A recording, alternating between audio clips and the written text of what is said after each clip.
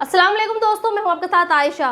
तो दोस्तों, आज अपने पीएम मोदी 73 साल के हो चुके हैं। जन्मदिन के इस मौके पर मोदी को ढेर सारी बधाइयां मिल रही हैं।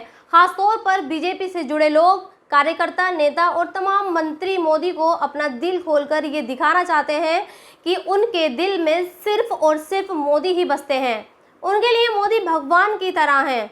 जबकि विपक्ष के लोग मोदी की इस पैदाइश के मौके पर राष्ट्रीय बेरोजगार दिवस को ट्रेंड करवा रहे हैं और ये कह रहे हैं कि बीते 9 साल में देश में जितनी बेरोजगारी बढ़ी है, शायद उतनी कभी नहीं रही होगी।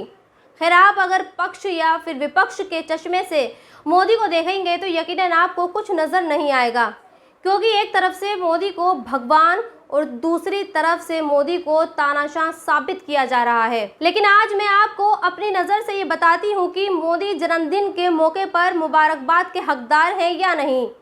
तो चलिए पहले शुरुआत अच्छी बातों से करते हैं। आज देश के लोगों की मूलभूत ज़रूरत क्या है? अगर आप मुझसे पूछेंगे तो मैं यही कहूँगी कि पहले आटा और फिर डेटा, क्योंकि आज देश इन्हीं दोनों के बिना रह नहीं सकता। उसके पेट को जितनी आटे की ज़रूरत है, उतनी ही ज़रूरत डेटा की भी है। अपने देश में 40% आबादी के पास फ़ोन है। अपने देश में 76 करोड़ से ज़्यादा लोग इंटरनेट इस्तेमाल करते हैं, यानी हमारे देश की करीब 40 से 50% आबादी आज स्मार्टफोन लेकर इंटरनेट का इस्तेमाल कर रही है। हालांकि आज की डेट में आटा और डेटा दोनों ही महंगे हैं, लेकिन हकीकत यह है कि इस महंगाई के बावजूद लोग आटा और डेटा दोनों के साथ साथ इस्तेमाल करना चाहते हैं और मुझे लगता है कि ये मोदी की बतौर पीएम की एक कामयाबी है। इसके अलावा आज देश को यूपीआई का मिलना भी मोदी की उपलब्धियां हैं। पिछले महीने के आंकड़े बताते हैं कि देश भर में 10 अरब रुपयों से ज़्यादा का यूपीआई ट्रांजैक्शन हुआ है।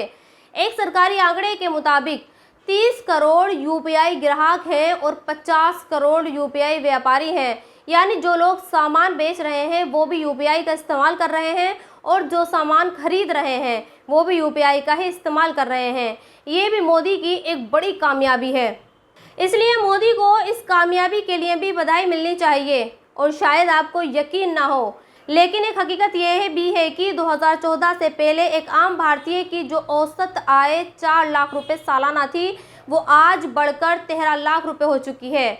यानी यकीन करें या ना करें, और आप ये भी कह सकते हैं कि देश में सरकारी नौकरियां तो हैं नहीं, फिर औसत आय कैसे बढ़ रही है?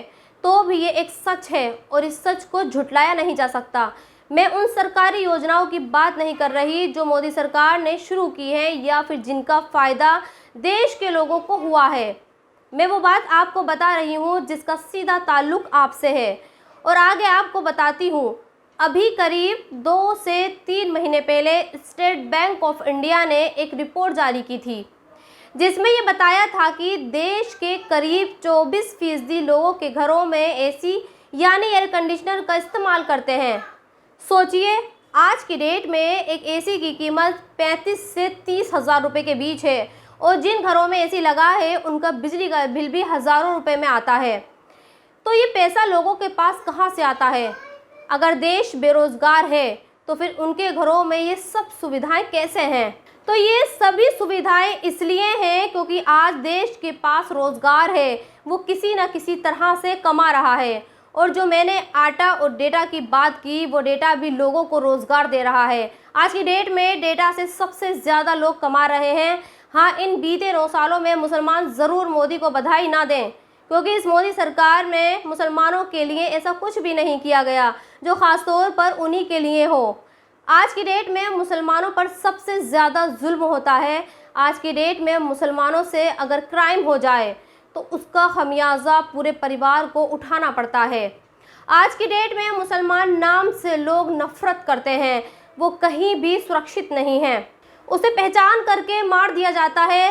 सांप्रदायिक दंगों में शिकार सबसे ज़्यादा मुसलमान होते हैं। तो इस लिहाज से आप ये कह सकते हैं कि बीजेपी की सरकार ने मुसलमानों के लिए कुछ नहीं किया, लेकिन इस सरकार में भी मुसलमान खूब फल फूल रहे हैं।